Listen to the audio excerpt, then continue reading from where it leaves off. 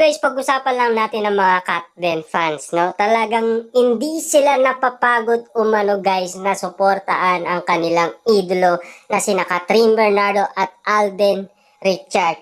Kahit na guys, gaano nakatagal ito, talagang mas kinikilig sila kapag pinapakita nila guys na kung papaano sila kinilig umano kina Kathryn Bernardo at Alden Richard. Alam naman natin kasi guys, ang unang movie nila, Bitin Tayo. Pero, napakilig din tayo guys ni na Alden Richard at Kathryn Bernardo.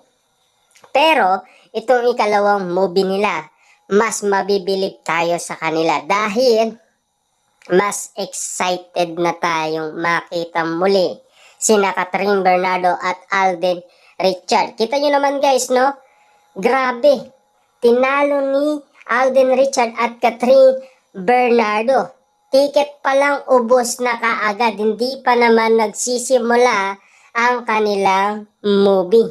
Diba? Dinaig pa daw ang mga bagong movie dahil hindi pa gaano kumikita, diba? Grabe nga naman kasi guys, no? Talagang ticket pa lang, talagang nagkaubusan na.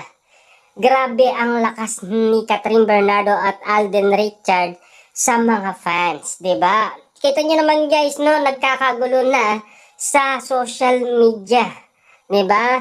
Kasi kahit na gaano katagal na, kinikilig pa rin ang mga netizens na sumusuporta sa Katden. Ganyan sila kalakas sa mga tao.